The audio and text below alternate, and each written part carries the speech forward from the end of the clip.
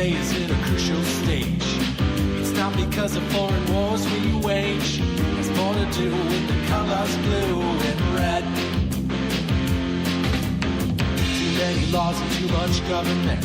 Can you tell me where the Constitution went? The Bill of Rights is just hanging by a thread. So many people try to cross the border. Politicians build a new world order. Too many minds are convinced they should be led. I've gotta be free the way God made men. And I won't be ruled by the damn UN. Taking your right to self-defense. They say you're safer but they don't make sense. Dangerous ones will not turn into guns. All the unions always ask for more. All we buy is made on foreign shores. Come a day when there'll be real hell to pay. I've gotta be free the way God made men. And I won't be ruled by the damn UN.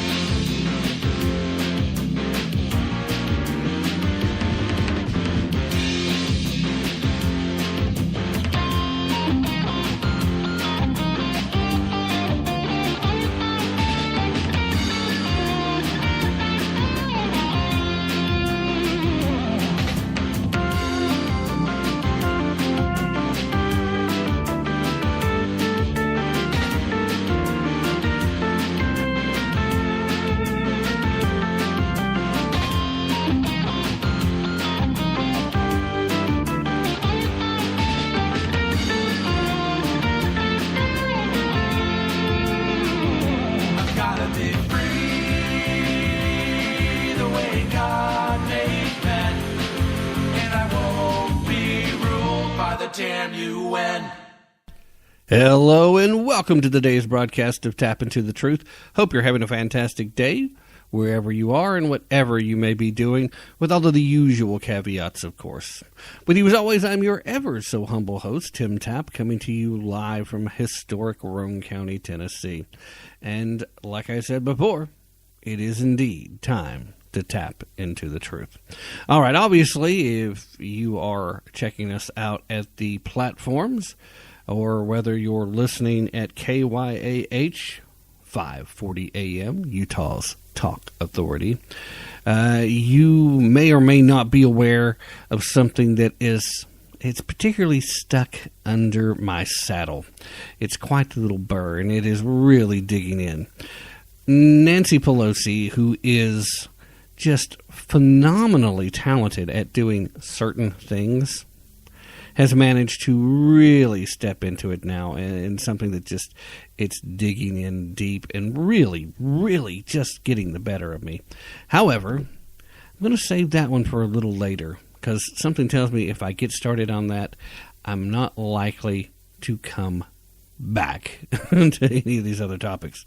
It's that upsetting. And there's other things that need to be addressed.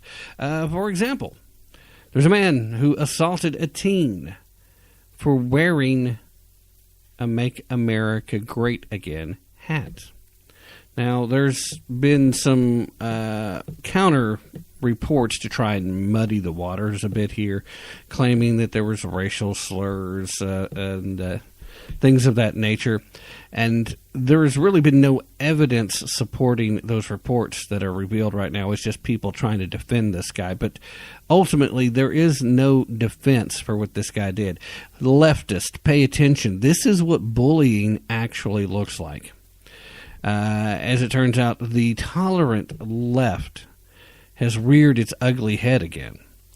Tuesday of this past week, a Texas man assaulted and robbed a 14-year-old by the name of Hunter Richard for having the audacity to wear a Make America Great Again hat out in public.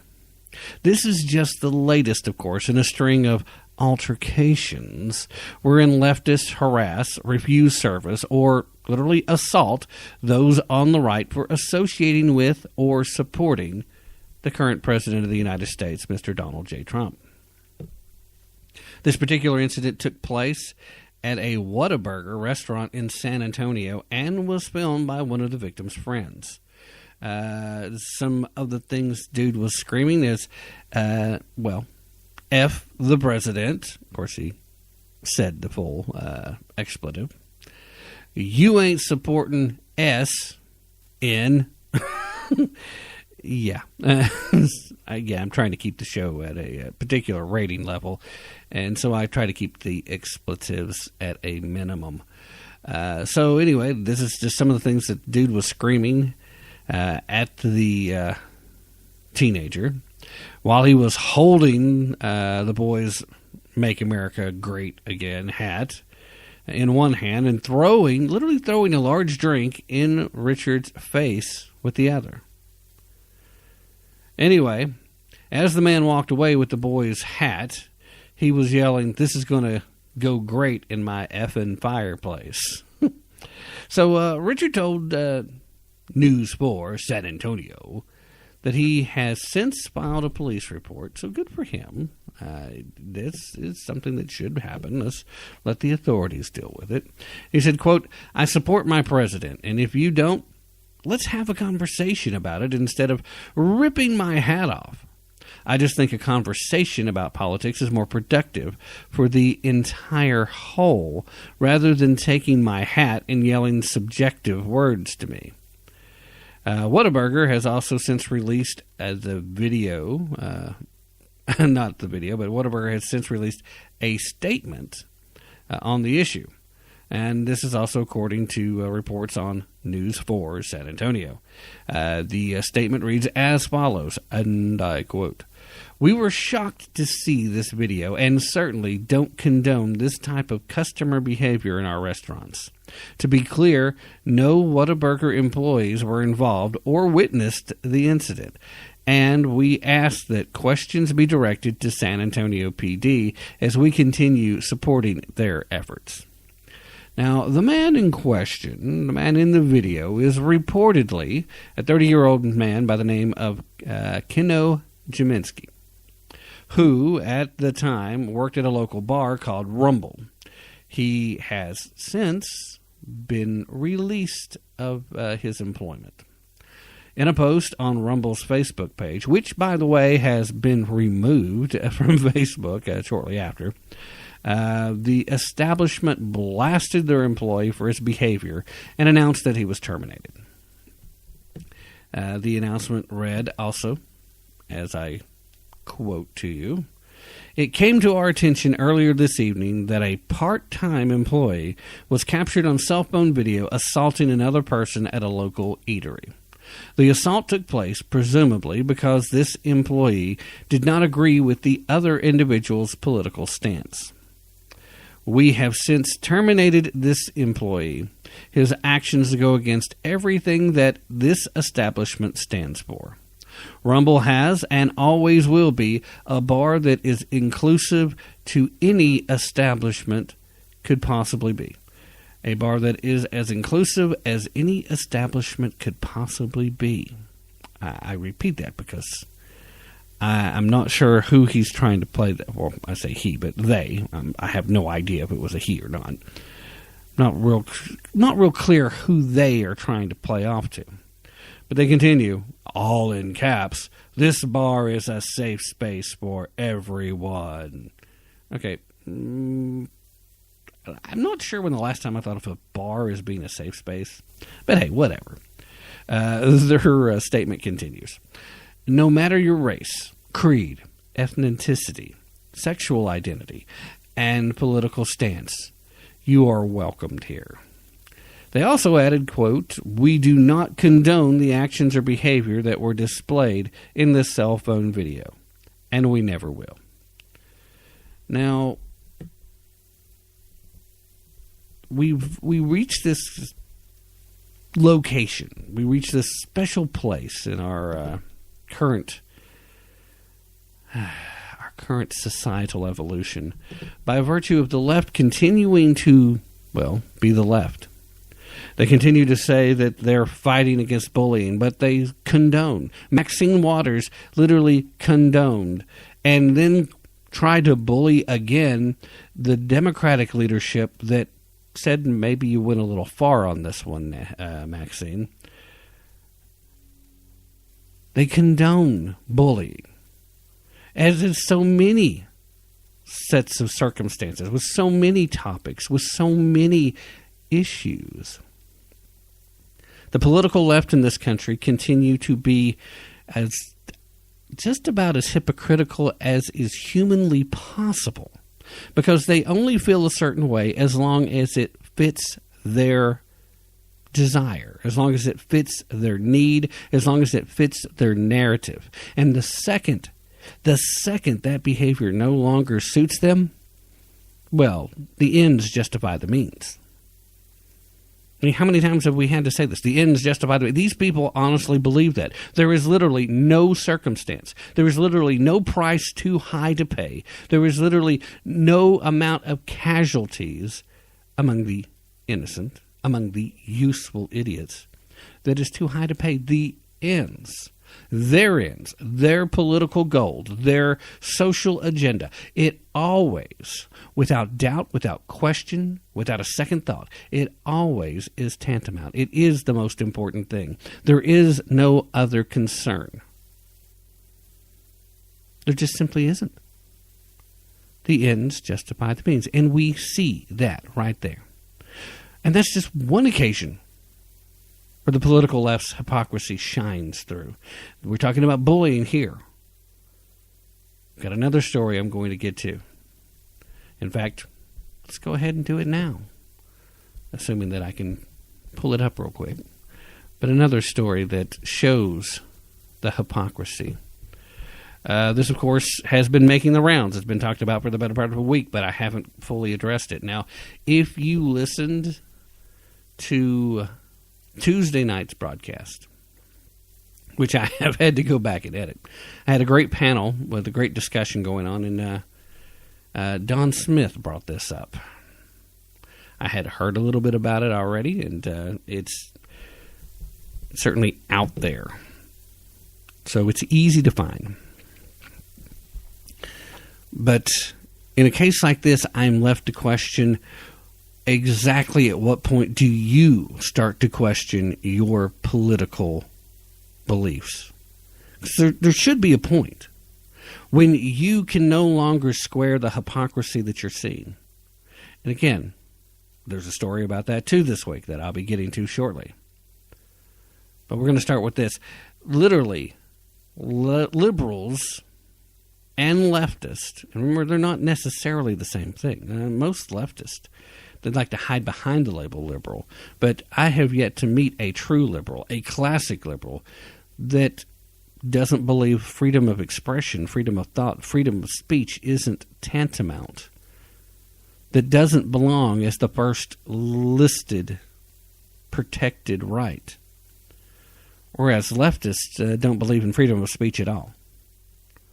At any rate, a group of leftists and a group of liberals were literally protesting ICE as the agency was trying to break up a child sex trafficking ring.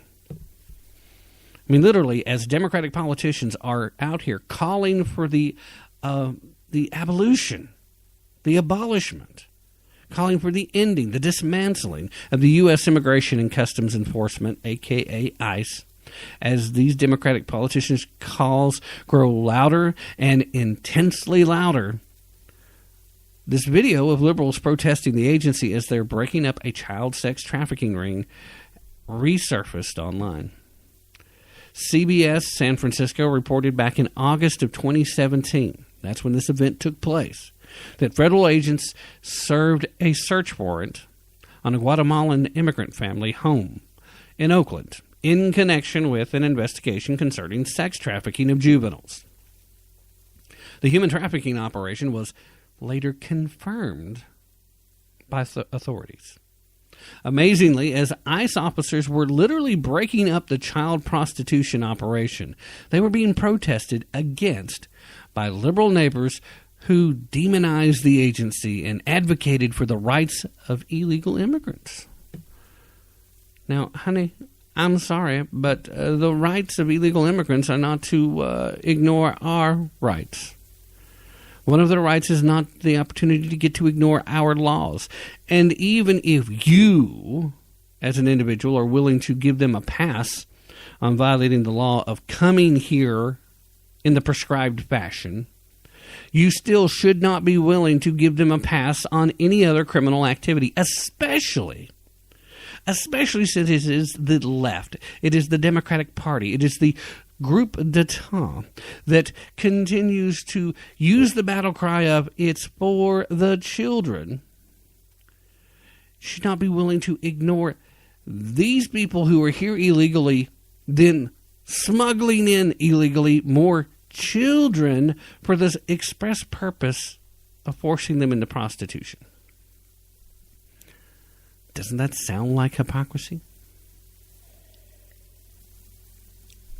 Doesn't that sound like somebody who's taken one point in their political mantra and has taken it to the extreme, to the point that it's become detrimental?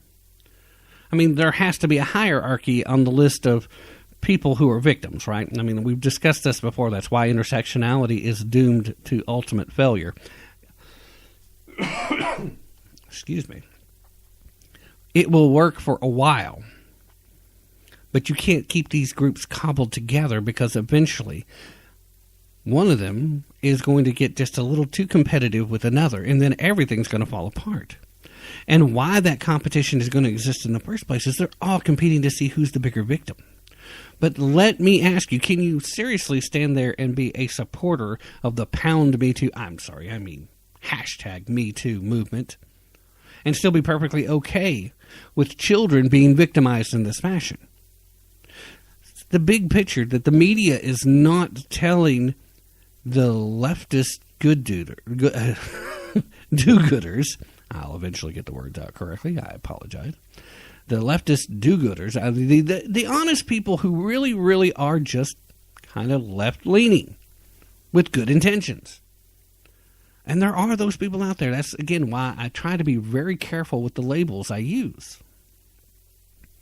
I don't want to demonize all liberals, because liberals, if you're actually liberal, especially a classical liberal, you're not a demon. You're not a bad guy. We just disagree slightly on what the role of government should be in the average everyday life. You're somebody I can talk to. You're somebody that I can say what I have to say. You can say what you have to say. And even though we disagree, at the end of the day, we can part company and not hate each other. We can part company and actually maybe even respect each other for at least standing on the principles that we have. But if you're a leftist, if you are a hardcore globalist leftist, then you're a bad person, period. Sorry, because you're trying to demonize everybody else out there. And the people that you think lean in your direction, you use them as your cannon fodder. Average, everyday liberals, the common folks that are out there just trying to do their part to save the world, who honestly believe that this is the way to go about it, you're being duped by these leftists. You're being used, and they refer to you as useful idiots because they throw all this smack out there hoping that people will buy into it, and then they get you to fight their battles for them on the political fronts and in the social fronts and in the cultural fronts.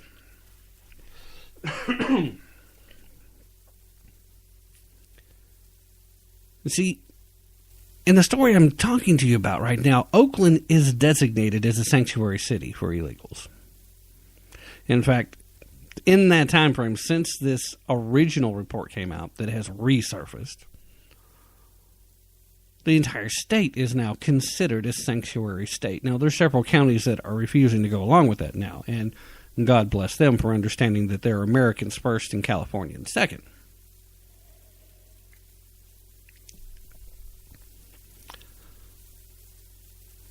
But Hatter Cohen, a female neighbor in this particular situation who was protesting ICE during the raid, told local news that she woke up to her roommate crying due to the agents' cars being outside their residence. Okay, this person has a roommate who literally was crying simply because there were vehicles outside of their home. Saying, quote, "It's been really tough because we have no idea what's going on in there. And we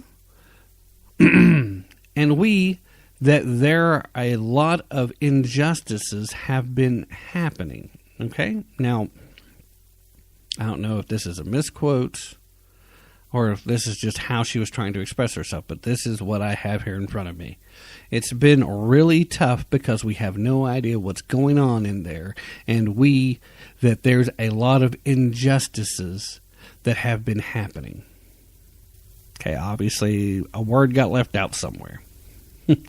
But continuing with the quote, "No person is illegal." Had that sign in one hand. With a "no person is illegal" sign, said, "We care for our neighbors and we are for immigration rights." See, I would have to stop that lady right then and right there and have to say, okay, I'm for immigration rights too. But you see, immigration is a legal process. Immigration is something that requires you to actually take the steps. Now, if you want to take steps that will improve the vetting process and then make it easier otherwise for people to get here, we can sit down, we can have that conversation. I am not opposed to legal immigration.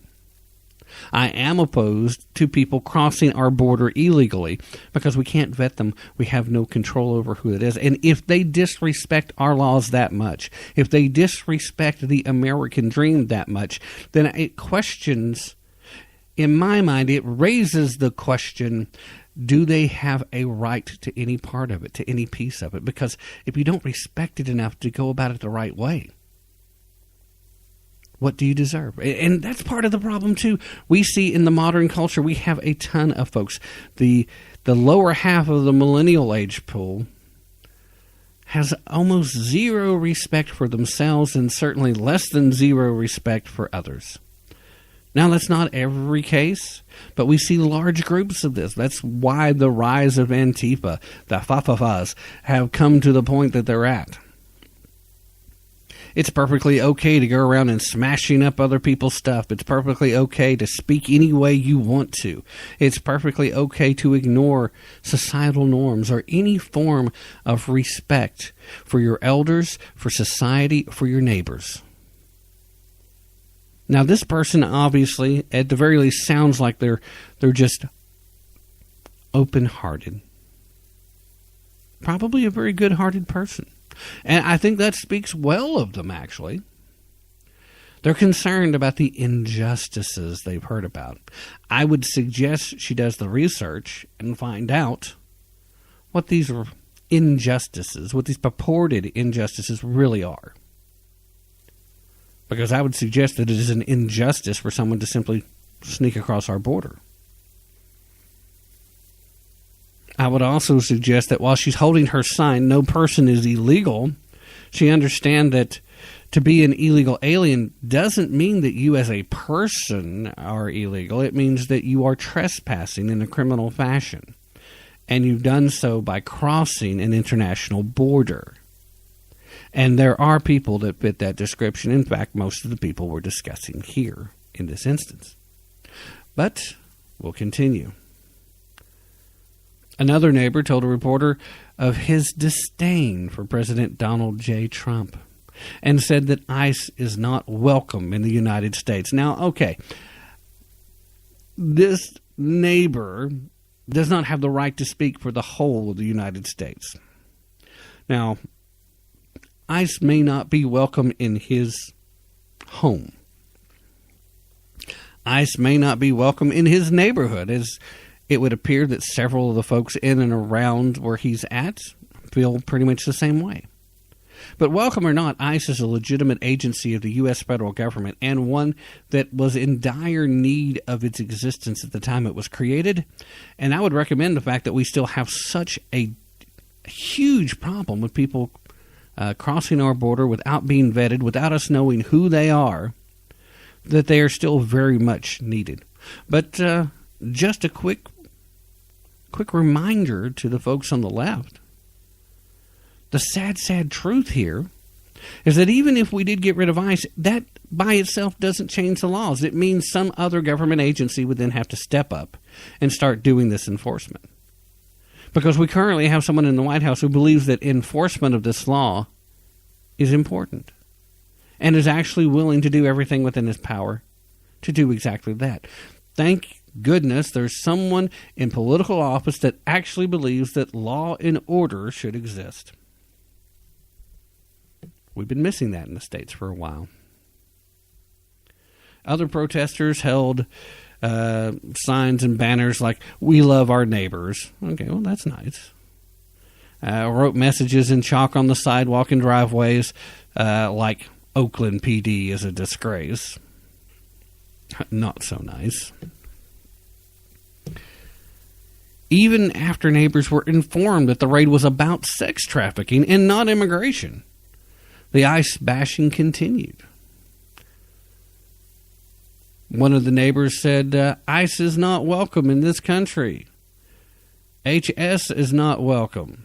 I guess that's supposed to mean Homeland Security. "I don't support what they do. I think this is a blasphemy." Well, actually, I tend to think what this particular neighbor said is a blasphemy. You don't support what Homeland Security does? You don't support what ICE does? ICE is not welcome in this country? ICE was created by this country's government to protect this country's citizens. Now, if it's being misused or abused at any point, then it needs to be corrected, not dismantled. And I'm not suggesting that that's the case right here. I'm just saying that if that's what you believe, then that should be your focal point, not saying all of a sudden we're going to kick you out. "Oh, you work for ICE? Get out of here." I mean, just let's have a small dose of reality. First and foremost, it was bad enough when there were a lot of leftist celebrities that talked about how they were going to move to Canada if Donald Trump got elected. And, of course, of the whole group, I don't believe there's been a single one that actually moved to Canada. Not that I would wish that on Canada. There are friends of the show in Canada. Canada actually pretty high on the playlist when I look at the numbers of the show. So obviously the Canadians are digging the groove here, or at least some of them. So obviously I wouldn't wish that on them. But the point being is that now you're changing your mantra. This is the beginning of an end. And this, again, I remind you, the original story, this video that resurfaced is from about a year ago. But the mantra is now going from, if Donald Trump becomes president, we're leaving the country, to, you know what, we're what makes America great, and not you guys, so we're just going to start harassing you, denying you service, and eventually we're just going to tell you you're not welcome here, and we're going to try to kick you out. Really? That's where we're at? Yes, really, that is where we are at. So, again, it's important, because the point still remains that this continued after they found out what it was about. After they found out it was about breaking up a sex trafficking ring. After they found out it was about stopping these people from forcing children into the sex slavery trade. That somehow it's still ICE is evil. Now, I will grant you, I'll be real quick to point out, in fact, I have pointed this out before, that just because you do one good act, it doesn't negate the evil that you've done. I mean, we've had that conversation pointed out towards Planned Parenthood on several occasions. And we will be talking about Planned Parenthood before the end of this broadcast, by the way. But the point is, then you have to look at and try and balance. Do you condemn a good person for doing one bad thing? Or do you forgive a really bad person for doing one good thing? It seems like consistency on this should be of paramount importance. So if you honestly believe that ISIS is all these evil things, first I'll say you're wrong.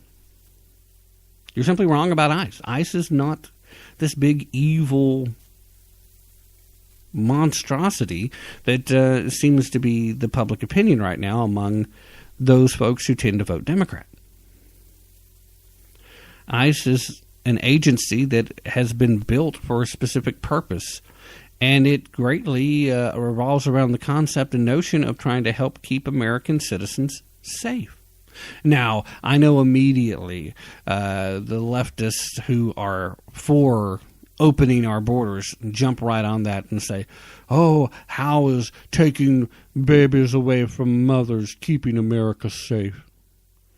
Well, when the people on the other side of the border see a zero tolerance and that bringing the children with them isn't helping them to just ease through our legal system, it sends a message back to Guatemala and Honduras and all points further south.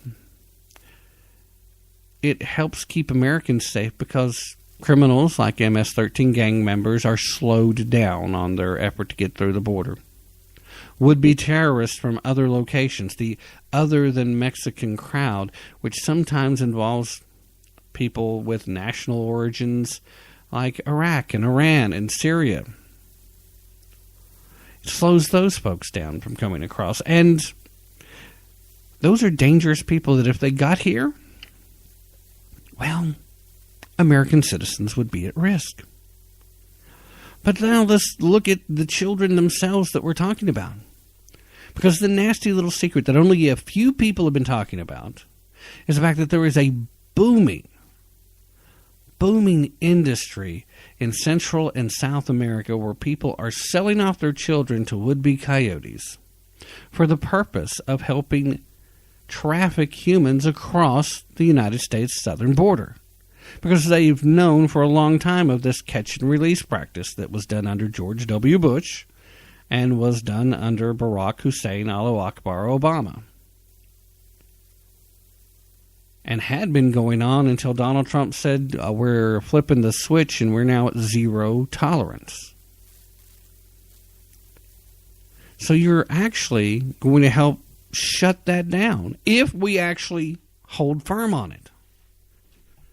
If you really support the children, regardless of where they're from, then this is a good move because it helps to end that child trafficking industry that's taking place south of our border, that's being used to infiltrate our border. If it doesn't work anymore, they stop trying to use it. Simple, straightforward, to the point.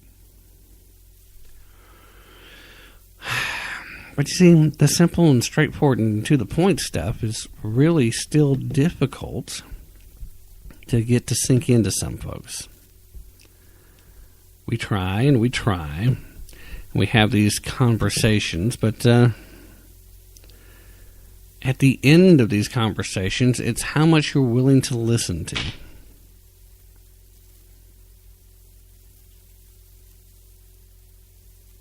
Are you willing to listen to what's actually happening? Are you willing to actually listen to the things that your current heroes have said in the past? This professed socialist in New York that has really made the news, the Alexandria Ocasio-Cortez. I think Ocasio is... If that's not correct, then I apologize.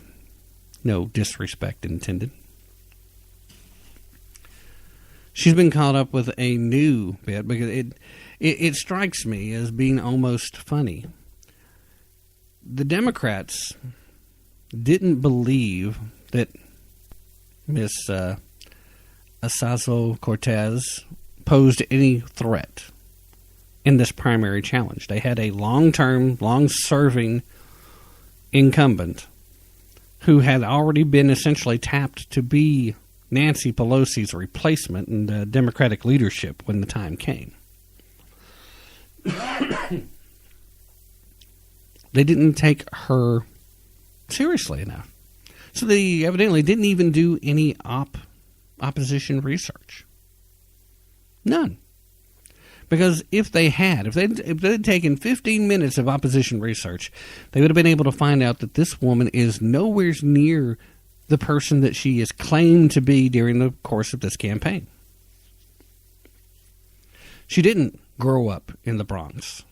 She spent some time there, and then her parents moved. She was a business owner at one time and promoted entrepreneurialism. And that's kind of what the focus of this new information is. But I say that at this point to say that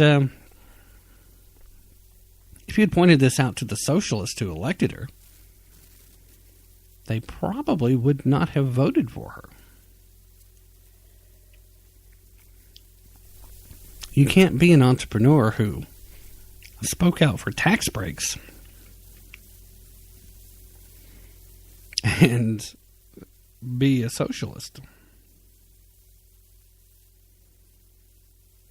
They're just not compatible.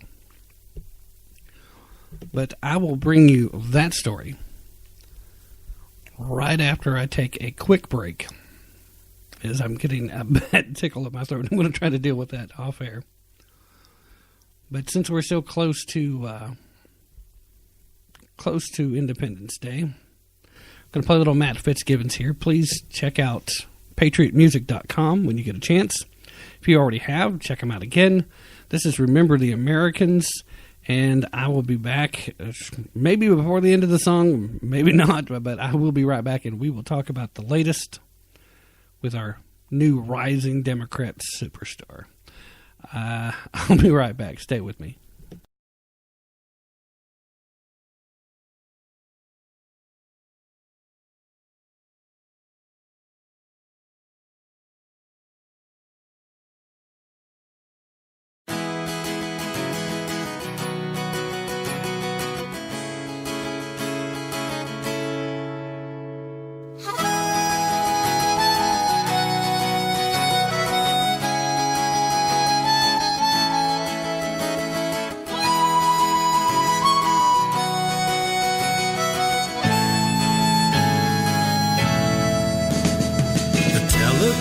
Came in the spring of 1943. I was just 18 when my country said that she needed me. The funny thing is, on my birthday, just the week before, I went downtown in my only suit and joined to fight the war. My father, he fought in World War I to set Europe free. And Mr. Wilson said he'd fight and spread democracy. And he was on his way across the sea to fight for some stranger's liberty. And he didn't know if he'd be back again. He just hoped that they would remember the American man.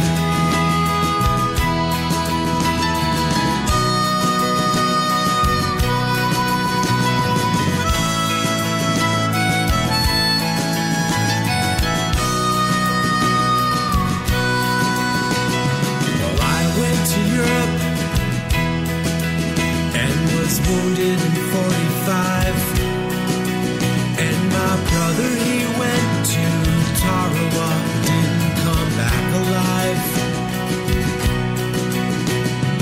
All of my town remembers his smile before he left for the war, and I miss my brother so much, and God, he loved the Corps.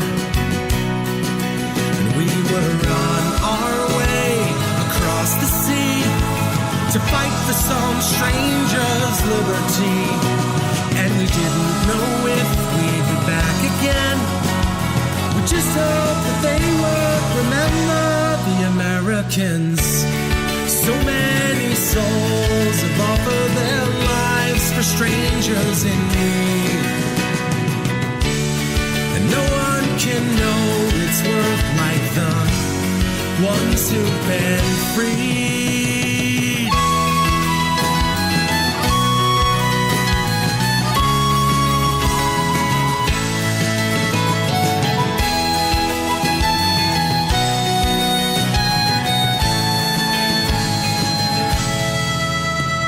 Well, I skipped Korea, but my son was sent to Vietnam. Made it home and had a daughter who's grown to look just like her mom. She graduates from the Naval Academy in the spring of next year.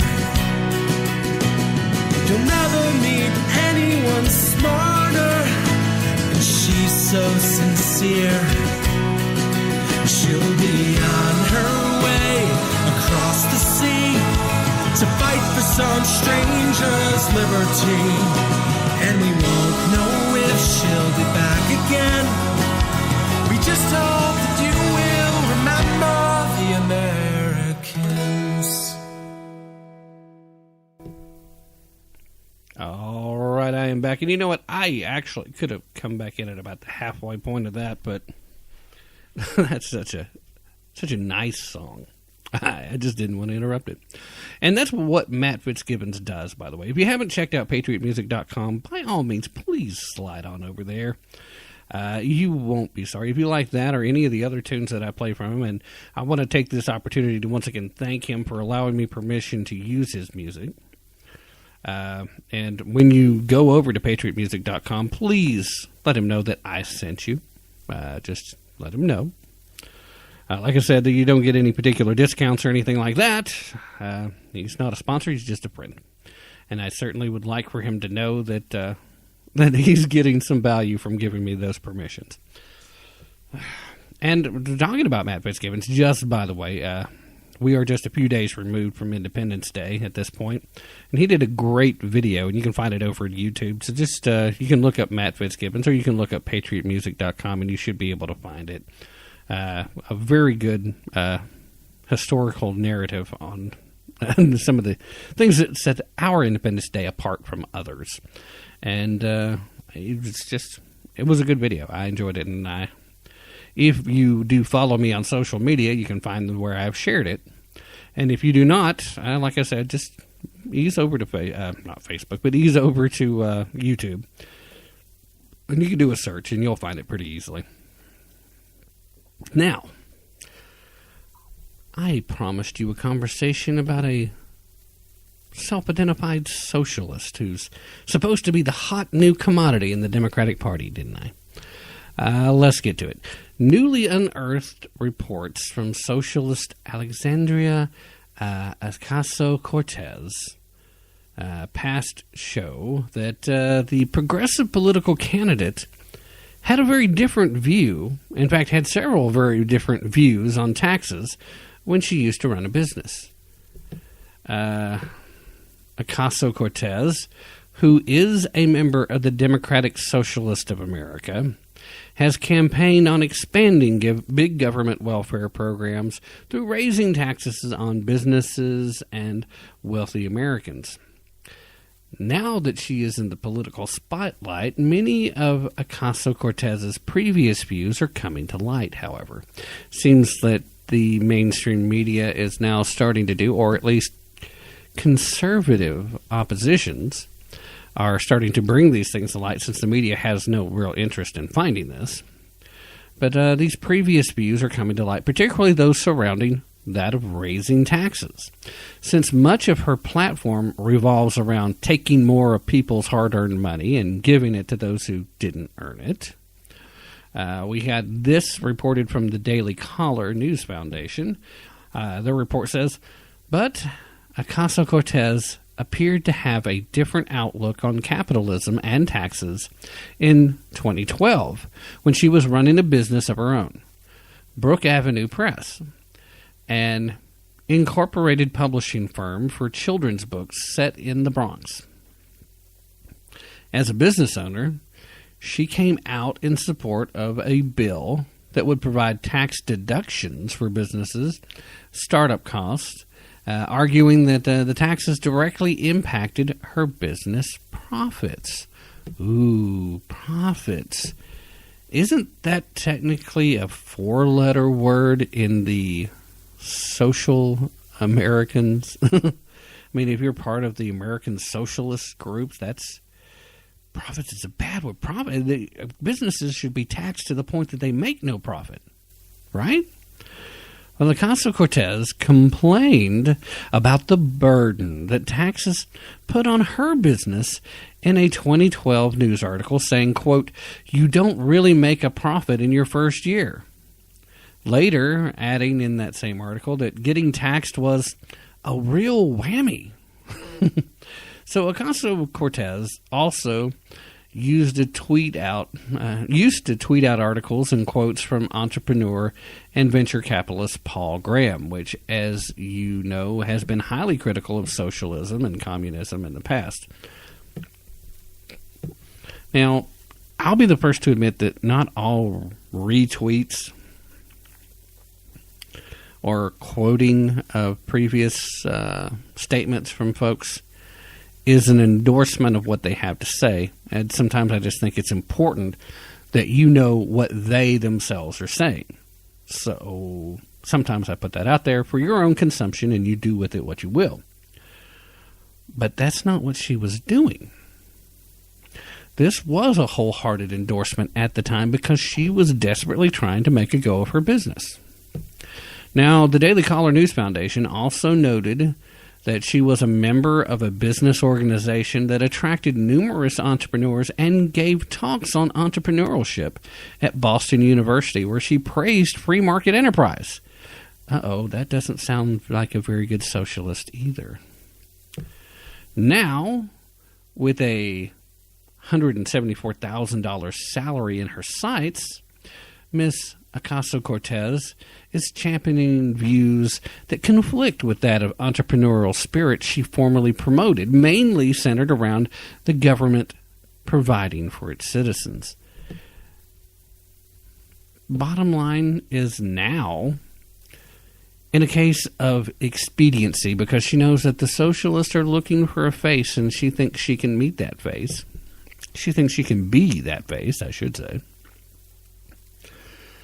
She's willing to forget all that entrepreneurial pep talks that she gave in the past. She's willing to forget the struggles it was to try to run her own business. But again, this story ties into that leftist hypocrisy bit I was talking about earlier, because the clear difference is that when it was her money, when it was her business, when it was her life that was going to be taken from instead of given to, when she felt she was putting in effort, when she was working hard to try and make a success of this business, when she was struggling and fighting every step of the way to earn every penny that came through that door, then it was her money.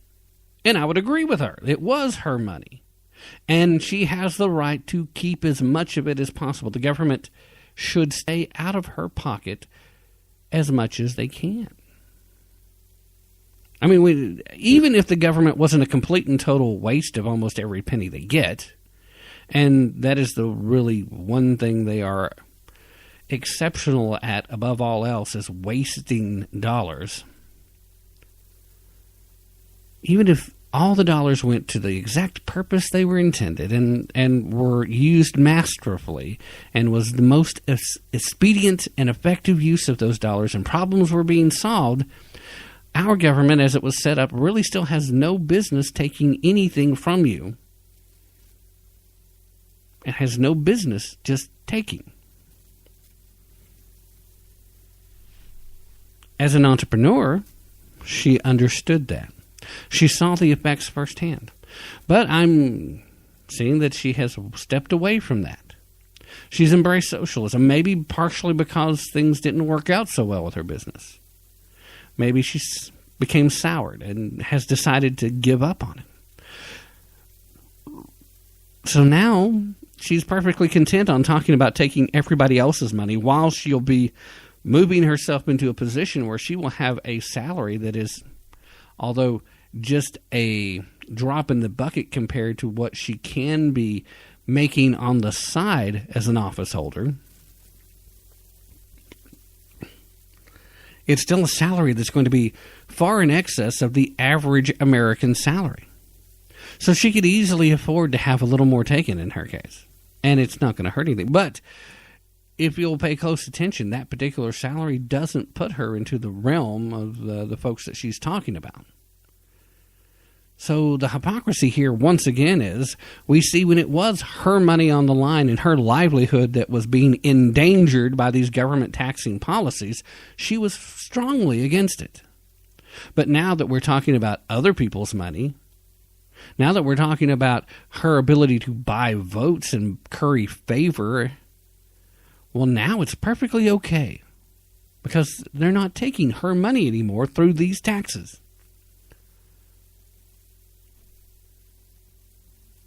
I think that fits very well the definition of hypocrisy.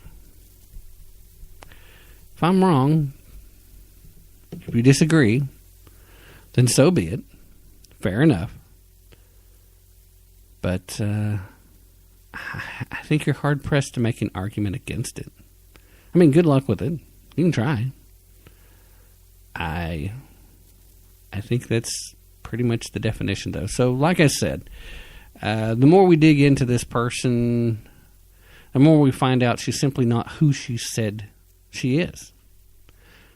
And I really think that the socialist organizations in New York would probably have failed to support her, would in fact have refused to support her, had they had any idea, any knowledge that she is who she actually has been. I mean, it's perfectly okay to sit back and try and you know, she may have legitimately changed her focus. But I think it's pretty clear the reason why she changed on this particular stance. And it's because it just doesn't affect her anymore. When it did affect her, when she was putting in the effort, when she was the one working hard, that's my money. The government doesn't have a right to take it. You're trying to put me out of business. You're trying to punish me for attempting to be successful. And she's right. That is exactly what those policies do. And it's still exactly what those same policies do. It's just not going to affect her anymore. It's going to allow her to buy votes and curry favor. So, yeah, as with most leftists, it's about what it does for me. It's where I'm at. I would highly suggest to this young lady that she rethink her position one more time. And, you know, if she doesn't change her mind after rethinking it, that's fine. But I think she would be far more successful if she didn't try to embrace the Bernie Sanders of the world. The Democratic Party as a whole is already upset with her over this little picture she took with Susan Sarandon. After all, there is still, although for the life of me, I don't know why, a strong support group for Hillary Clinton within the Democratic Party. They're not the majority anymore, but they're still strong enough that they can make waves and they can end political campaigns and, more to the point, political careers.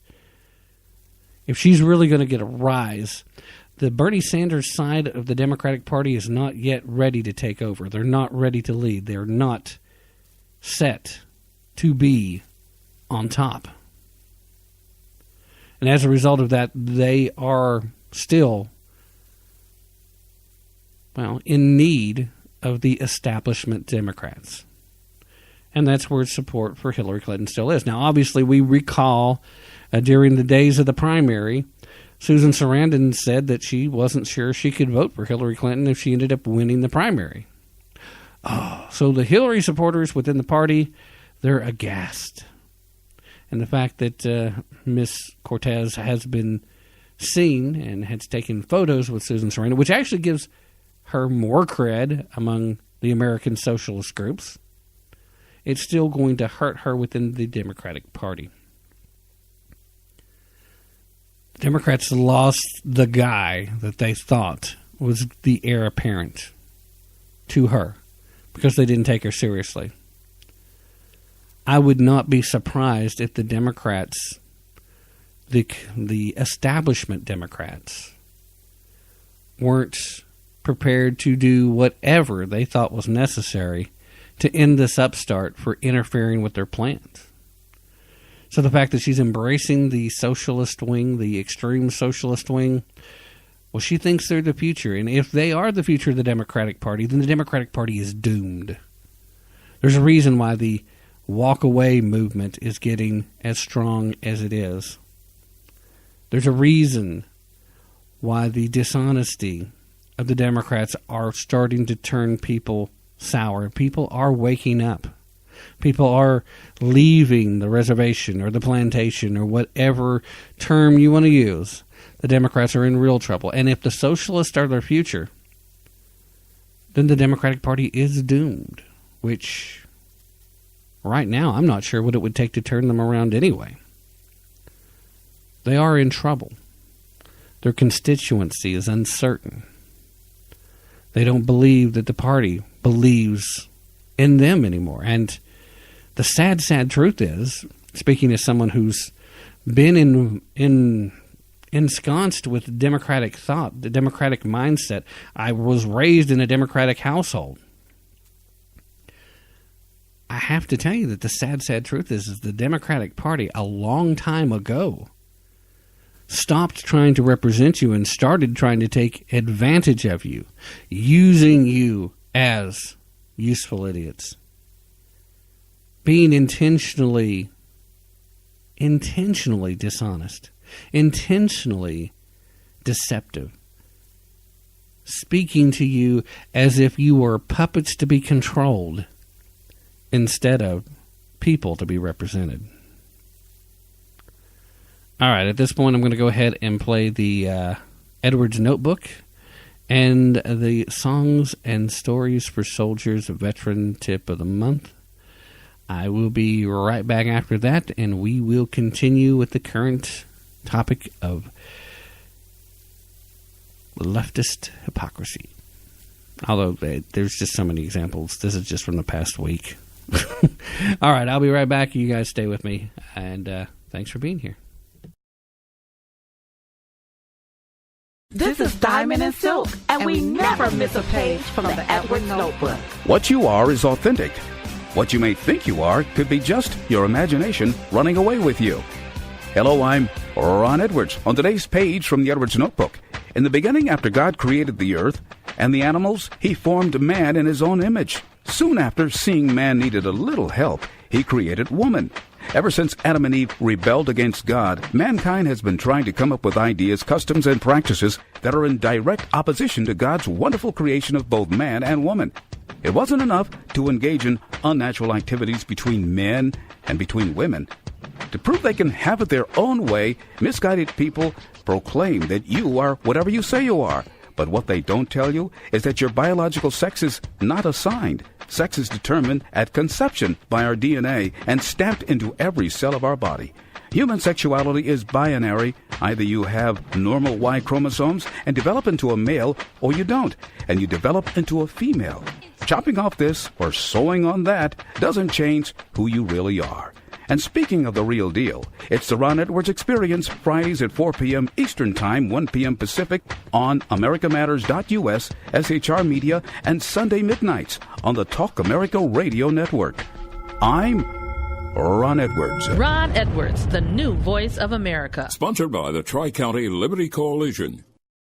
Dan Perkins here with your Songs and Stories for Soldiers, Veterans Tip of the Day. First of all, I want to thank you for your service to our country. You were getting ready for your 4th of July barbecue, but you noticed how worn out your old grill was. You made it through, but what next? Before you buy that next grill, make sure you're getting a veteran's discount when you buy that grill or anything from a hardware store. I'm a veteran, and I found out that one of my favorite places to shop has a veteran's discount. Lowe's has made it simple and easy to enroll. Just go to the customer service department and tell them you want to apply for a veteran's discount. So here is your veteran's tip of the day.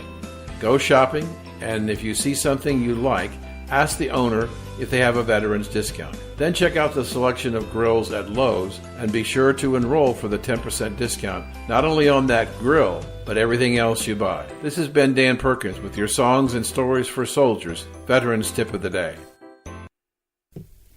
All right, ladies and gentlemen, I am back, and of course that means we're at the halfway point of the show. Let's continue digging in beyond the headlines. Let's get to where we're exposing the truth. All right, we just finished talking about some issues that one rising star of the Democratic Party may be facing. The fact that truth about her having different views in the past seems to be catching on. Now let's talk about some of the folks that are out there as commentators right now. Michael Eric Dyson was on CNN, and he had an unusual rant in so much as he went beyond the usual Donald Trump's a racist to actually calling out all of Donald Trump's supporters as being the real problem. The discussion, of course, being that now the deplorables are at issue. Now, CNN anchor Allison Camerota hosted a panel with former Bush administration official Scott Jennings and the left-wing Georgetown University professor Michael Eric Dyson, where she allowed the latter to go on an unchallenged diatribe accusing Trump supporters of being complicit in the racist animus of this country.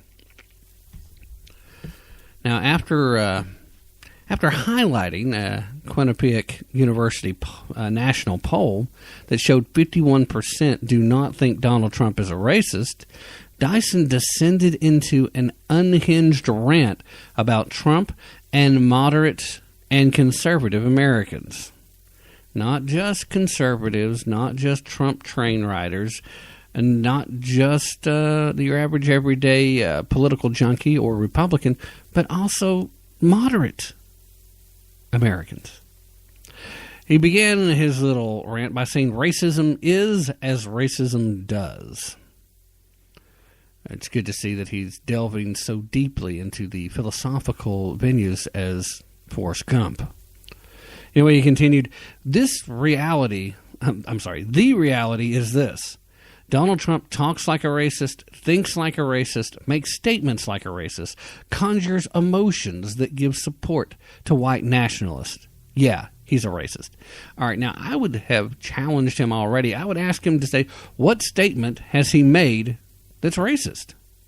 Now, I know there's several statements that have been used to claim that they are racist, but none of these statements are actually inherently racist. None of them. And I challenge you to move past the realm of microaggressions and actually deal with these statements from the point of view of let's start as if this person is worthy of being taken at face value. And let's look at each word, let's look at the phrasing, let's look at what the intent behind it is, and then let's leave microaggressions outside the door and see if we still claim these statements to be racist. My challenge to you will stand, and you are welcome to take that challenge. I'm willing to guess that very few of you, if you legitimately make that effort, will come back saying that these are obviously racist statements. As far as him thinking like a racist, how in the name of all that's holy in heaven does this professor believe he knows what's in the mind of anyone else, including his students who he's constantly trying to put things in their mind? He can't know. There's no way to know. I mean, I don't know the hearts and minds of somebody. Donald J. Trump may be the biggest racist on the planet, and he's just not really played it out. I don't know, because I don't know what's in his heart. I don't know what's on his mind. All I can tell you is what I think and what I perceive and what I see. And then you're inclined to either agree or disagree, and then you're going to make assessments based on what I said and try to determine if I'm a racist. I can tell you all day long, I'm not. But you see, since it's me telling you, you're still going to have to try and decide for yourself. Because what would a racist tell you? Well, they're obviously not racist. But again, the statements that have been used to try and insinuate that Donald Trump is racist really don't quite reach that level. I'm sorry. And if you feel otherwise, I would suggest that you take a step back from whatever your news source, your information source happens to be, and just look at it as if it's not being said by him. Pretend somebody else said it. Just try it. Okay, so he says that he makes statements like a racist. I disagree. I think that's, again, the way the media and academia and far leftists want to paint it. He conjures up emotions that give support to white nationalists. Okay, well, that's a stretch. I mean, a white nationalist is the new code, evidently, for white supremacists. I would suggest to you they are not exactly the same thing. Now, there may be a lot of white supremacists that are part of white nationalist groups.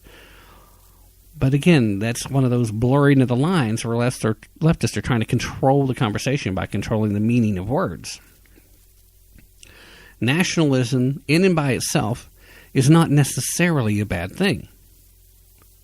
There's nothing wrong with having a great feeling of pride and patriotism for your nation. In fact, I suggest everybody of every nation should be, at least to some degree, a nationalist.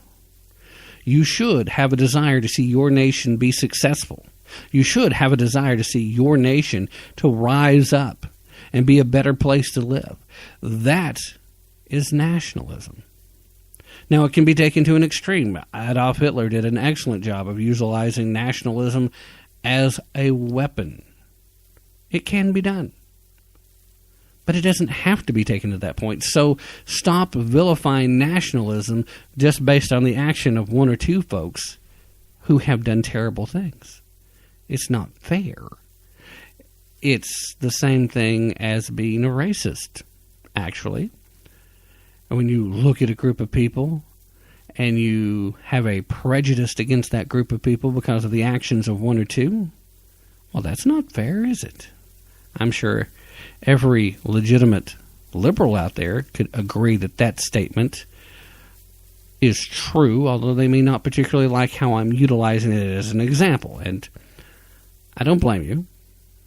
It's not good to have your own ideas used against you. But when it's your ideas that work against you, maybe you should stop and think about where you're actually at with those ideas.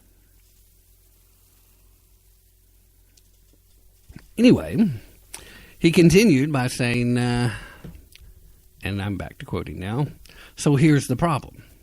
Martin Luther King Jr. said that it's not the white supremacists who are the problem. It's white moderates and conservatives who are complicit by trying to dismiss it.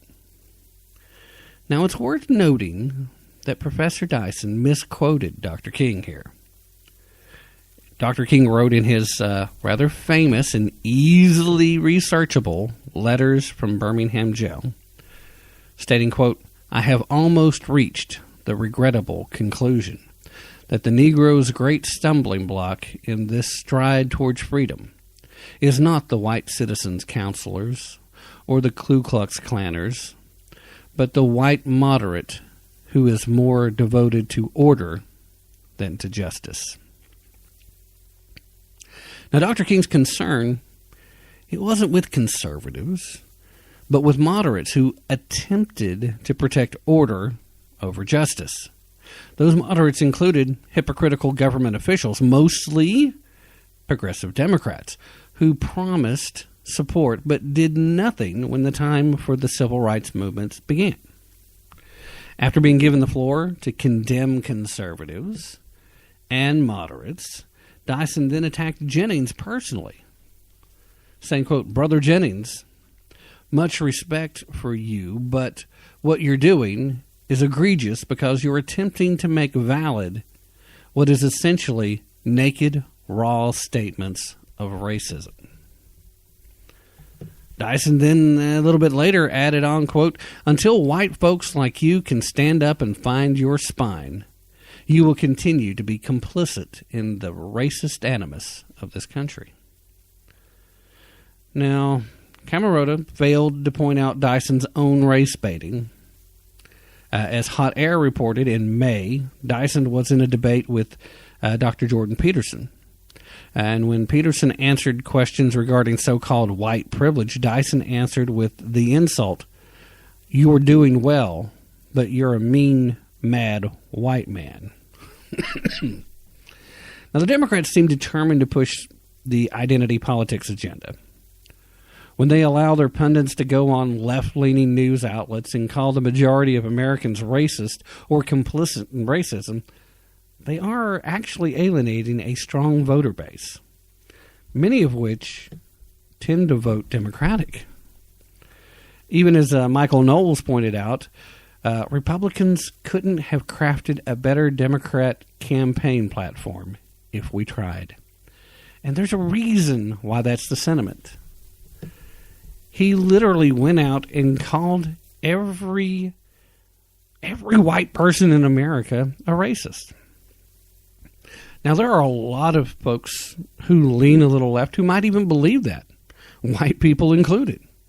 White guilt is a terrible thing. Only, I don't see a reason to have guilt. My family, we never owned slaves. In fact, as far back as I've traced my lineage, slave ownership not a part of the family tradition. Had a lot of farmers, had a lot of ministers, a lot of preachers, especially in the recent modern age, a lot of Southern Baptist preachers. A lot of people who believed in God, and a lot of people who believed in freedom, a lot of people who believed in liberty, a lot of people who believed in the greatness of the United States of America. Not a lot of people who had a whole lot of money. Now, there were several who did well, who did okay, some that did better than others, but not quite anybody that I would really classify as being rich. You know, got to the point where they no longer had to work for their money just worked for them. I think that's still an applicable definition of being rich.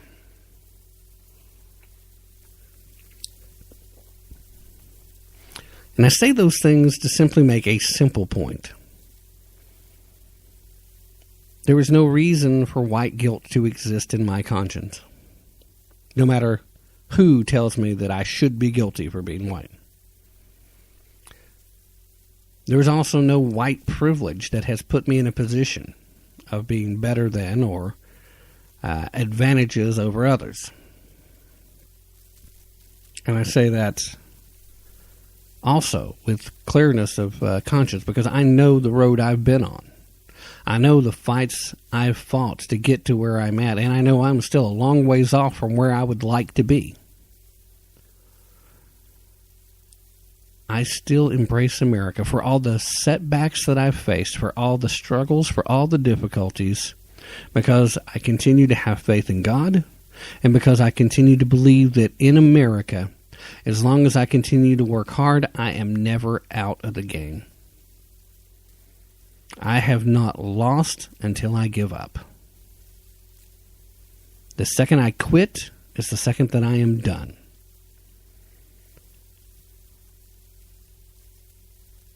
A simple observation points out that usually the people that go around crying about racism the most are most often the most racist.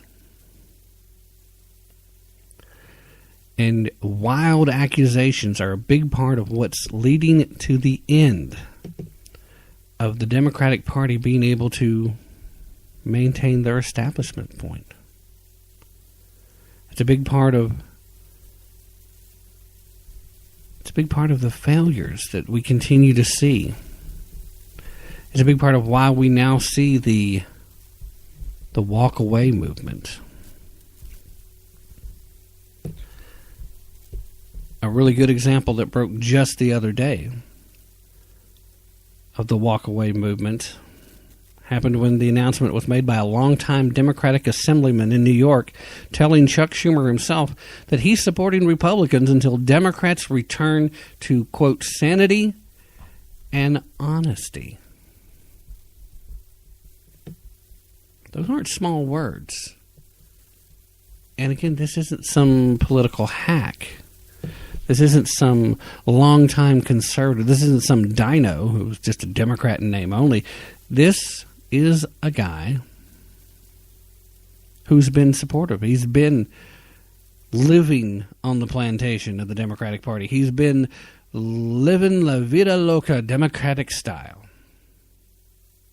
New York State Assemblyman Dov Hikind, a Democrat from Brooklyn, slammed the Senate Majority Leader Chuck Schumer after he received a mailer from Schumer asking for donations, saying that from now on he will only support Republicans until the Democrats return to sanity and honesty. Hikind made his announcement on Thursday in a Facebook post, noting that Schumer's mailer was, quote, riddled with attacks on the right hand, but omitted vital information. So, see, he recognized that there are important parts of the spin that Schumer's campaign folks were running. He continued saying, quote, Senator Schumer, in your letter you promised to fight for democratic values and to go on at great lengths to fully villainize the current administration. But you left out certain facts that my fellow Democrats, to say nothing of all Americans, should also be aware of. I can list the following achievements by Donald Trump and his administration that have been good for America. He started out in bullet point form here. A strong economy, which economists project will grow even more. Low unemployment rate, and it's record low among minorities. U.S. energy dominance. Strong U.S.-Israeli relationship. Dismantling of Iran nuclear deal. The administration's opposition to harmful reverse discrimination criteria that universities can use. Denuclearization of North Korea. And tax cuts. Now, obviously, some of these things are still up in the air. I mean, I think we're a long way off from being able to claim North Korea has denuclearized, as a good example. But there's no question that Donald Trump has perhaps come closer than any other modern president. And even though I still have serious concerns that that's going to amount to anything just because of knowing who the North Koreans are, I do think that it's interesting that he included that. I also think it's interesting that as a Democrat, he included dismantling the Iran nuclear deal, because the Democratic Party as a whole still refuses to acknowledge that there was anything bad about that. In fact, they're saying that leaving that deal, dismantling that deal, is bad for the country. Now, the Democrats are wrong on that. It's a deal that should have never been entered into. It was a way of Barack Hussein, Allahu Akbar, Obama trying to garner favor from the mullahs, and I'm not sure what the end goal was, but it certainly doesn't seem to have served American interest in any way. It doesn't seem to have served the interest of any of America's allies in any way. In fact, it only really seems to have served those in charge of the theocracy that has one goal, that being to destroy Israel and the United States in order to bring forth the 12th Imam. Here's another case where you don't have to take my word for it. You can do the research yourself. Now, back to his statement. Back to quoting now. You asked for a contribution, but the Democratic Party, which I am a lifelong member of, is currently betraying the ideas that our party once stood for. American values. You yourself proposed that Representative Ellison head the party, but you must surely know that Ellison has stood with our nation's leading hate-monger, Louis Farrakhan. Hikind continued, Senator Schumer, as a fellow Democrat, I ask you to work to restore sanity and honesty to our party so I can feel good about supporting it fully. Until then, I'm afraid the Republicans have my support. Now, if that was me, or Sean Hannity, or Rush Limbaugh or anybody like that, anyone on the conservative side of business, anybody on the conservative side of the political spectrum,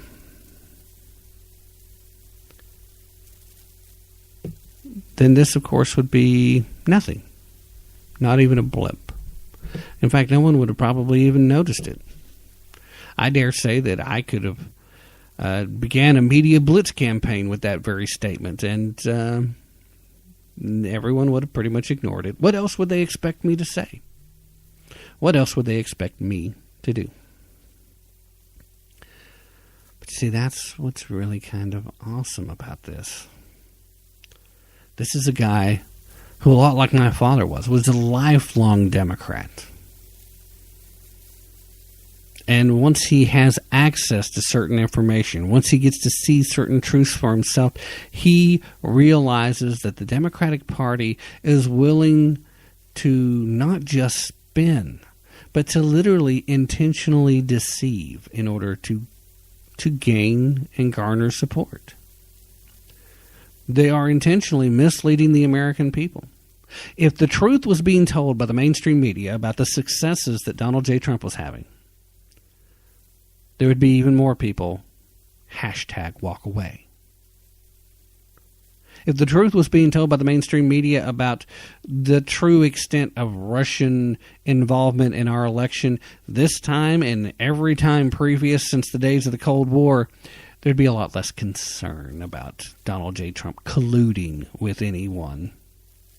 If the mainstream media told the truth about the fact that our own government has tried to intervene and interfere in elections, even amongst our allies, Barack Obama famously sending his own campaign bigwigs to help go campaign in Israel against Benjamin Netanyahu. How did I get that backwards? Benjamin Netanyahu. We'll just call him BB. The truth of the matter is, just not to sound like I'm not bothered by it, because it does bother me. I hate to believe for a second that foreign actors can end up influencing in any great amount any election we're going to have. But the fact is these type of interference and intervening, and again, all we're really talking about here, the biggest extent that's been provable that Russians interfered in our election in the last presidential cycle was that they bought ads on Facebook and Twitter. They bought ads. I bought ads. Guess what? It's not a big deal. Guess what? People are not going to be easily assuaded by the information they see in a Facebook ad. I mean, Facebook doesn't want to hear that. And if you're somebody that spends a lot of money on buying Facebook ads, you probably don't want to hear it. But the truth of the matter is, not so much. And the main target audience of the millennials and further, they've mostly left Facebook by now anyway. They're off to the next big social media site. In fact, it'd be really nice if Mark Zuckerberg would come around and realize that just because you're a big lefty doesn't mean the core constituents of your business, your customers, happen to still be leftist. That's a demographic I'd be actually very interested to see, because I think it has changed drastically in a rather short amount of time. I think it has changed drastically because people that tend to lean more to the so-called progressive side tend to be younger. As people get older and mature, they do tend to become more and more conservative, usually out of necessity, sometimes simply out of maturing and realizing, hey, you know what? I was young and dumb. Now I'm not. That exquisite lack of life experience that allowed me to believe that then, it was sweet having not had to go through all this. It was nice not having to face the actual consequences of unintended consequences. Even though I promised you, boys and girls, I promise you, ladies and gentlemen, at this point in time, when it comes to any political, any kind of political policy that's being pushed, particularly by leftists, there's no such thing as an unintended consequence. It is simply an expected consequence that they're hoping they can pass off as unintended. Oh, well, we had no idea this would happen because of that. At this point, there's no such thing. It's been well thought out. It's been well planned. Trust me on this. The enemies of the Constitution are the enemies of America. And the enemies of the Constitution have existed since before the Constitution was even finished being written. Before the ink was dry on the parchment, the enemies of the Constitution went to work. That movement has not disappeared. It has not dissipated. It has not went away. It is for real. It is legit. We can't lose our place. We can't forget who we are. We can't allow others to easily manipulate us. We have to take those stands. And speaking of taking a stand, it's time to talk about serving God and killing babies. It is absolutely ridiculous that the United States still gives any taxpayer dollars whatsoever, any, to Planned Parenthood. But what's even worse is the fact that now the United States government has leftist politicians that are standing up and trying to defend Planned Parenthood. But Nancy Pelosi took it a step further. Nancy Pelosi, well, Nancy Mimi Pelosi basically did it again. So I wrote an article. Should be actually, I have on good authority that by the weekend it's going to have been picked up by 3 or 4 different publications. So I will be posting links on social media as soon as I have them. I'm going to read you the article. And then we're going to talk further about it. Honor God. Kill babies? The Republicans are currently working to keep what was to most of them a campaign promise: the defunding of Planned Parenthood. The defunding of Planned Parenthood has been talked about by Christians and conservatives since the first of the taxpayer dollars made their way to the eugenics-based organization disguised as a woman's health care provider. While Christians are clear on their moral reasons, and conservatives have made compelling financial arguments for not supporting the Margaret Sanger-founded abortion provider, for some reason the political left has insisted that our federal government should continue to fork over millions of dollars a year.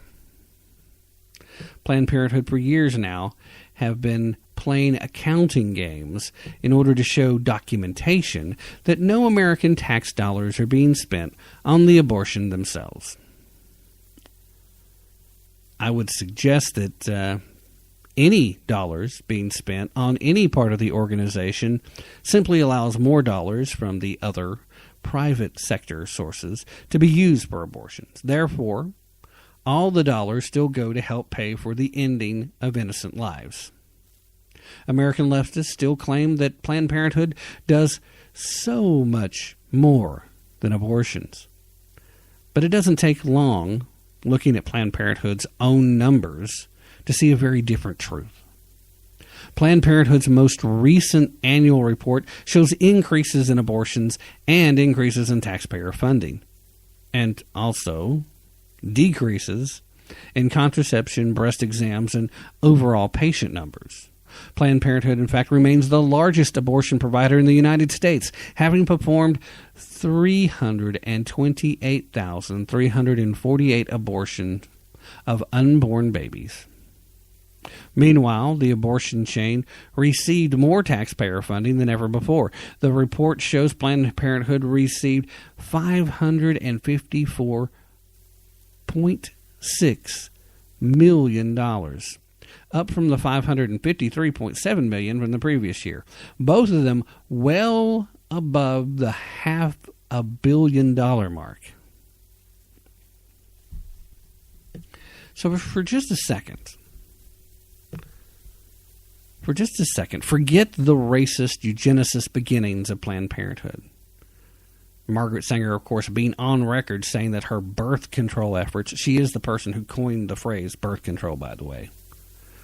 She's on the record for saying her birth control efforts were meant to rid us of black people and, quote, other undesirables. But let's forget the racist eugenicist beginnings and ask yourself, why would an organization that receives so much money in the form of private donations, that so much, in fact, that the nearly $500 million from the federal government would hardly be missed, still requires such voracious defending by Democratic politicians?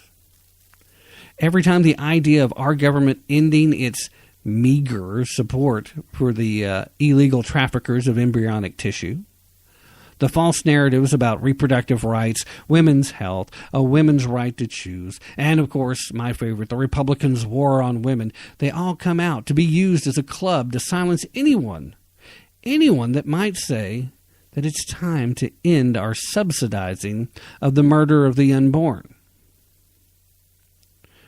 Now, Nancy Pelosi. My personal shock that the Catholic Church hasn't already excommunicated her aside, has now sunk to a new low in the battle to protect the abortion mill. She now claims that Republicans are dishonoring God in their effort to end the practice of handing the practitioners of child sacrifice taxpayer funds. Now, her reasoning, the reason she believes that Republicans are dishonoring God,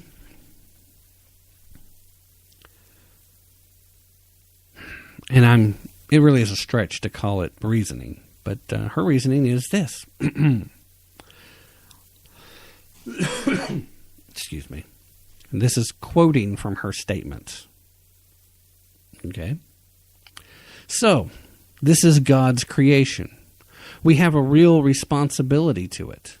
To minister to the needs of God's creation is an act of worship. To ignore those needs is to dishonor the God who made us. Let that sink in for a second. That's right. Nancy Pelosi believes that Planned Parenthood is God's creation and that it is doing God's will, doing God's work, and that we are obliged, that we are obligated as an act of faith to support it. I don't know about you, but I can't quite square that with what I know about the God of the Bible, which I'm pretty sure is the God that the Catholic Church worships. You know, that being important because Nancy Pelosi claims to be Catholic. Nor can I quite understand how someone who claims to be a practicing Catholic could make such an outrageous statement. Putting Dr. Sharon Schutz's suggestion that Pelosi is now worshiping Moloch, and putting that aside,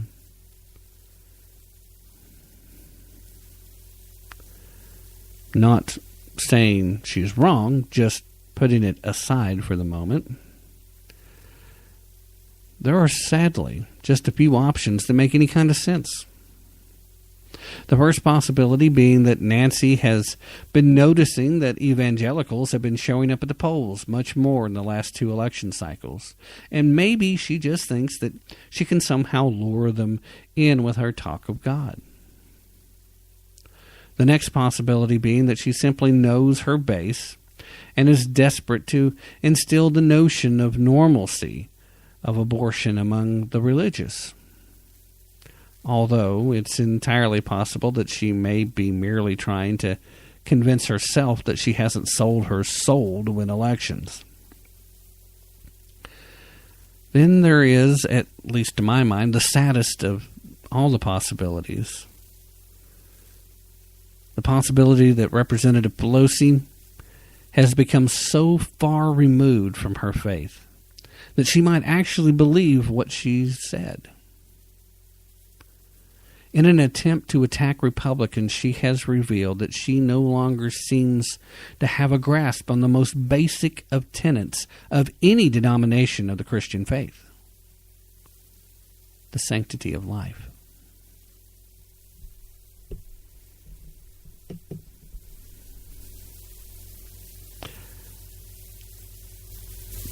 There is little that can be derived from her statements other than the fact that somehow she has brought herself to a point that she believes that Republicans are dishonoring God by trying to stop the abortion mill. I will stand and say that there was a point in time in the American past, sadly I have to say past, that we believed that if the federal government, no matter how many people were behind it, if the federal government was facing the possibility of financially supporting any activity or any organization, that a percentage of the American people, it didn't have to be a significant percentage, I'm pretty sure if you broke the 5% mark, it was a done deal.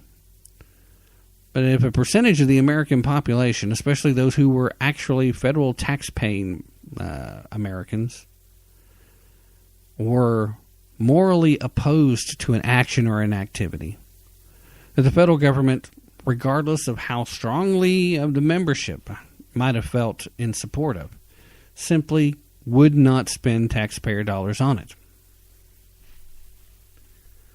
We have a rich history of wanting to be respectful of the minorities as well as the majority. That's why we have a republic in the first place, boys and girls. Building a republic instead of a democracy protects the voices of the minority. It keeps minorities from being completely overrun and overruled and overridden. Same thing with the Electoral College. That was part of the Republic for the very express purpose of making sure that a few people in New York and California didn't end up getting to run the whole country, knowing that while places like Kansas and, well, a much better example, North Dakota and Montana and Utah, places that have less density and population, wouldn't be ignored. The same reason that the Senate is actually supposed to be appointed by the states and not by general election. Wasn't until we had an amendment to the Constitution that changed. I would love to see that amendment removed. I would love to see state rights just as vital in the legislative process. I think we would see an end to career politicians, quite honestly, if we did just that. Now, we might very well see people that jump from one office to another, but you're not going to see people continue to stay in an office because, let's face facts, the House of Representatives, it might be a semi-sweet deal as far as staying there long-term. Just ask Nancy Pelosi. But you have to run for that office every 2 years, so literally half of your time is spent fundraising now. Actually, for some of these people, more than half. And sadly, not just for the next election cycle either, but yeah, we'll talk about corruption later.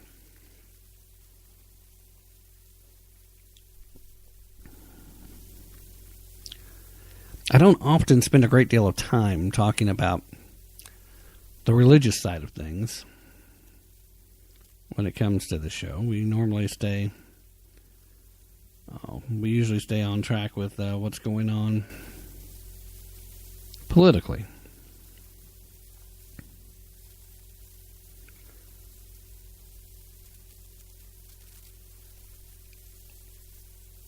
But there's just something that it's still just digging into my flesh. Thinking about Nancy Pelosi trying to explain how defunding Planned Parenthood. And let's get this straight. This isn't ending funding to Planned Parenthood. It's ending taxpayer funding. This is simply saying no more U.S. taxpayer dollars, no more dollars that our federal government has to spend will be going to this organization. Better than $500 million can now be redirected for some other program. I would think that the leftists would have a ton of other programs that they would love to see better funded by the tune of about $500 million. Something that might actually help children. Something that might actually be of use to the American public. But to say that you're dishonoring God in this effort, to literally say that Planned Parenthood is a creation of God. Now, she didn't call it by name at that point. She said, is that this is a creation of God. No, Nancy Pelosi, this is a creation of Margaret Sanger. This is a creation of a nurse and an activist for the idea and concept of eugenics. This is a creation of someone who believed that all black people needed to go away. She not only felt like there was no role for black people in the United States, but anywhere in the world. And it's very clearly demonstrated if you look at where you find even today Planned Parenthood offices or clinics or whatever you want to refer to them as. They're certainly not all clinics by any reach. There seems to be an overabundance of them in areas that are highly urban, and in particular areas that have a high concentration of Americans who just happen to be black. Only I don't think they just happen to be.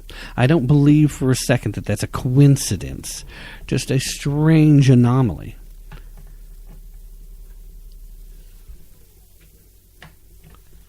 Like I said, Margaret Sanger is on record for discussing her intent.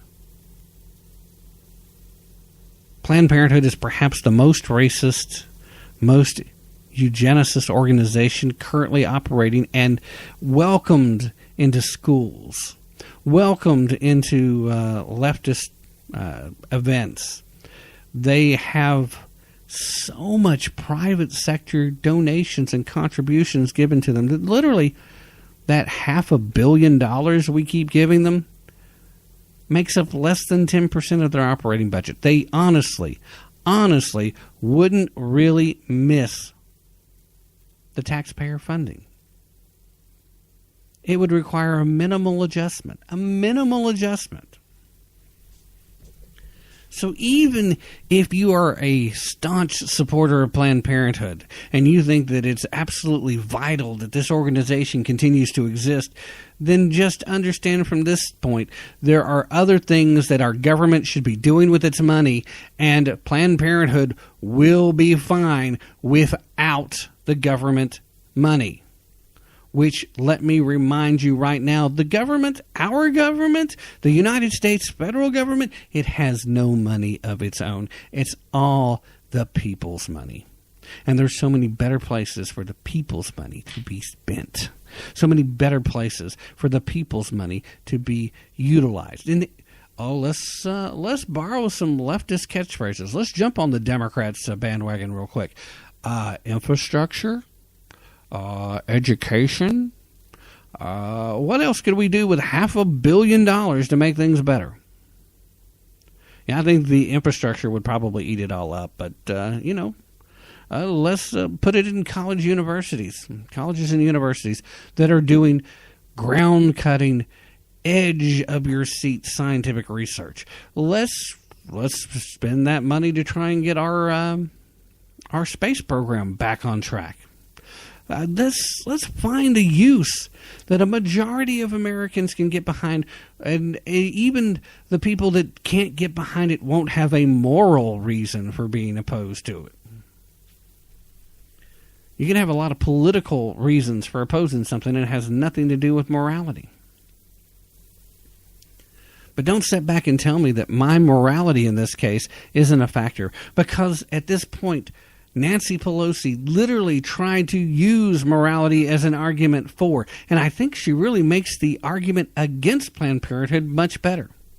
Because if you're an actual, honest-to-goodness Christian, regardless of denomination, and you understand the sanctity of life, if you understand that Jesus, when he was on this earth, talked about protecting the little children, if you understand an iota about how the God of the Bible perceived his plans for humanity, especially his people, then you will understand that abortion is abhorrent, that murder was never condoned, but self-defense was allowed. The God of the Bible, particularly in the New Testament, was very adamant about what was necessary in order to achieve your goals. There were times when it was time to go to war. There were times when it was time to try to wipe out entire peoples. Now, whether you want to make the statement that those times are over and that there's a new day and that there's no reason to be that violent or not now, you can make those statements all you want. And I'm not even going to disagree with you. I don't think it's necessary to do all the things that God told people to do in the Old Testament days. But what I am saying is that God has not changed.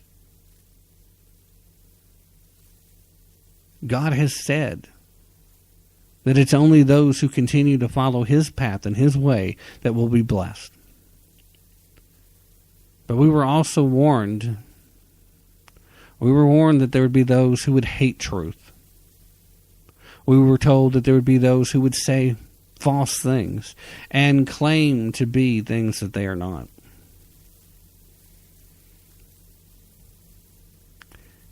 The very idea of contraception is a violation of the tenets of the Catholic denomination.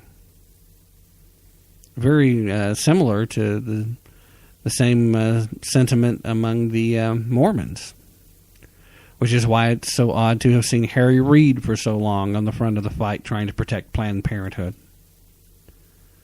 Because we're talking about contraception. That's the way they're looking at it. This is just another form of birth control in the minds of these leftists. It's just another means to prevent pregnancies from going to term. It's another way of keeping the population controlled of a certain type of people. It is murder. Now, there are times when you have to defend yourself, but this is the wholesale slaughter of unborn innocents who've done nothing wrong.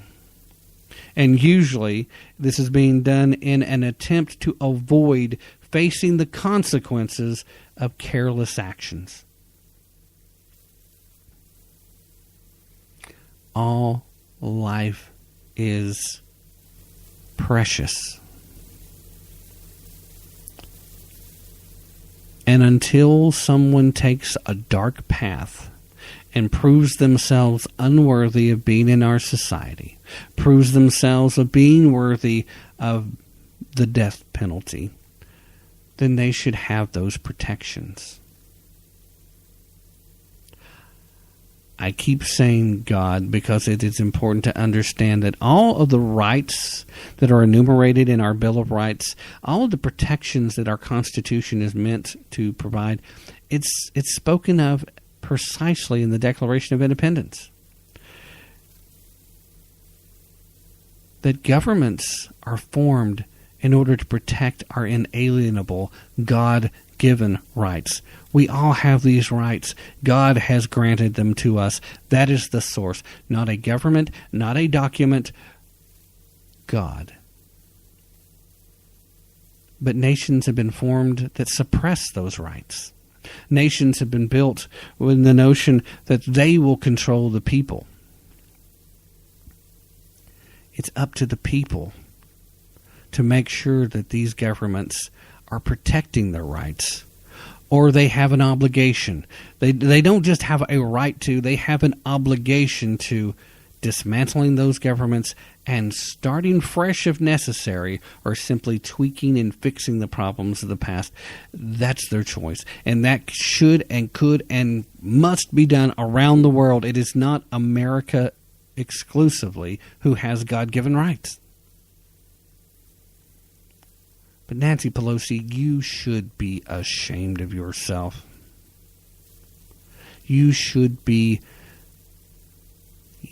begging for forgiveness, not from us, not from conservatives, not from members of the Republican Party, regardless of where they fall on the political chart, but from God. You should be begging forgiveness from God, because right now, if you still believe in your Catholic raising, if you still see yourself as being Catholic, then you have to know. You have to know that you have crossed a line that would lead to the excommunication of members in the past. You can claim that your political responsibilities have to remain outside of the religious part of your life, and I would even respect that to a degree if you did that. But you crossed that line too when you made this statement. You crossed that line when you tried to say that it's Republicans who are trying to end the $500 billion plus to Planned Parenthood as being dishonoring of God. You crossed that line when you said that Planned Parenthood is the creation of God. I promise you, it was forces other than God that are behind the creation of Planned Parenthood. I challenge you to look at their own reports, look at their own annual report, and tell me how it is you can continue to condone something that with each passing day becomes nothing but an abortion mill. How is it that you can sit back and condone the fact that they are clearly trafficking, a violation of both federal and state laws in the majority of states, trafficking in fetal tissues? Project Veritas proved this without a doubt, and instead of seeing anybody from Planned Parenthood face consequences, face legal ramifications, we in fact have seen members of Project Veritas end up going to jail.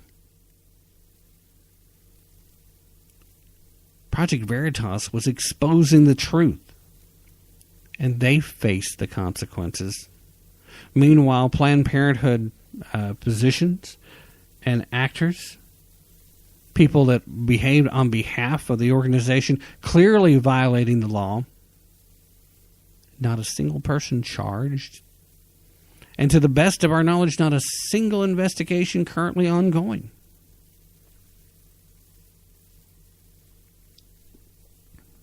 How can you justify that, Nancy Pelosi? I want to know.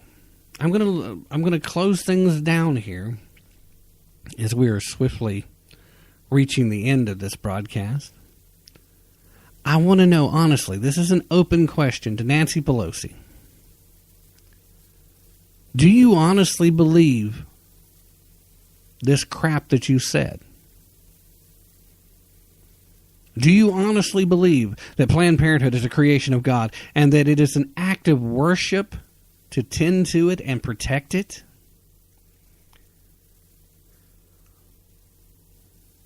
Because if you honestly believe that at this point, I'm pretty sure you're not worshiping the same God that Christians do. I'm pretty sure you're not worshiping the same God that your Catholic faith that you claim, that you were raised in. It's not the same guy.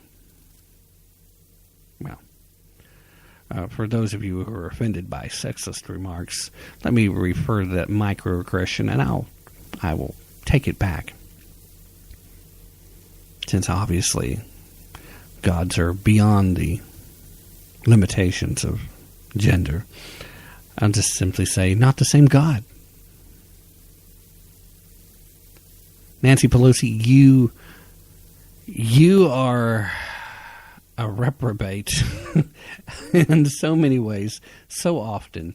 And just from a strict political standpoint, you are someone who is nearly always on the side that is working against our republic and against our Constitution, and more abhorrently, against the people of this great nation. But this is a new low. This is a place where you've crossed over into a whole new level. In your effort to tell the American people that Republicans who are working to end taxpayer funding of Planned Parenthood are dishonoring God, you have offended the very idea of God. I pray for you, Nancy Pelosi. I have prayed for you harder in the last couple of days than I have prayed for almost anyone that I've ever known. And for the very simple fact that I have true concern for where your soul is at right now after this statement.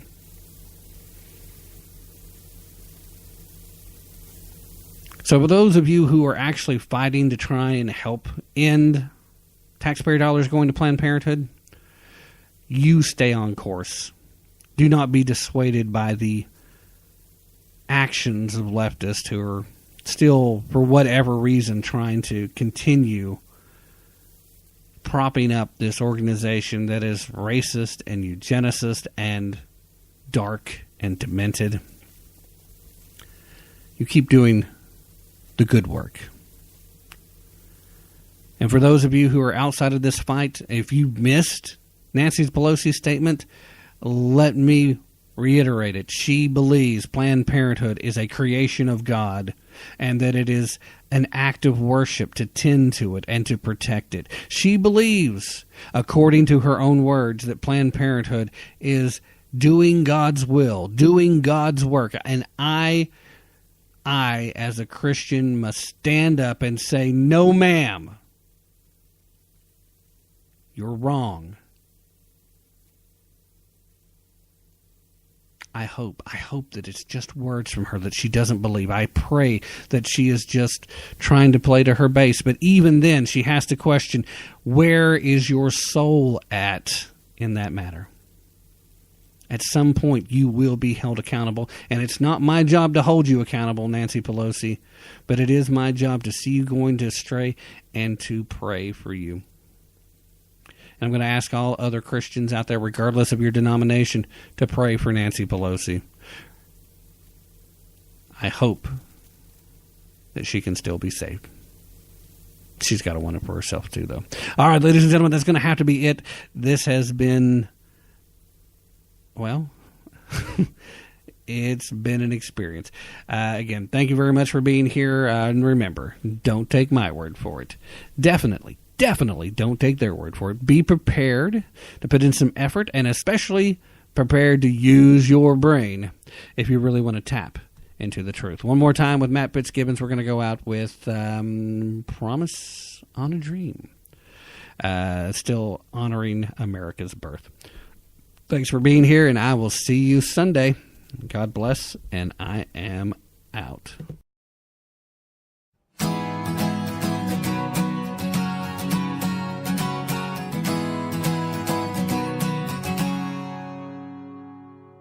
We built a promise on a dream, like nothing else the world has seen. We built a promise on a dream. We built a promise, we 13. We crossed the land bridge across the ocean a long, long time ago. We tracked the herds here, we followed fortune on the glacial ice and snow. We came as sailors searching for adventure. We came in from the east. We crossed the ocean, we followed fortune, and our numbers they increased. Before those people stepped onto the shore 2/3 of the first ones to die. 'Cause along with the trade goods, they brought new disease. The worst way that cultures collide. We built a promise on a dream, like nothing else the world has seen. We built a promise on a dream. We built a promise, we 13. We love the freedom that we created, but the king saw us as slaves. We took our rights back and beat his soldiers, and our flag still proudly waves. And ever since we've been the one place that calls, where people are desperate to be. We still follow fortune to build a new world, 'cause this is the land of the free. We built a promise on a dream, like nothing else the world has seen. We built a promise on a dream. We built a promise, we 13.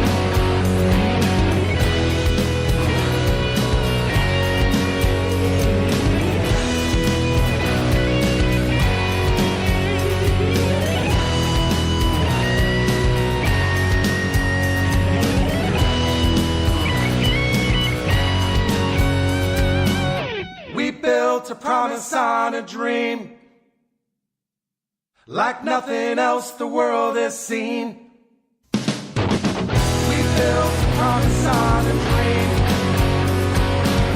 like nothing else the world has seen. We built a promise on a dream. We built a promise on a dream.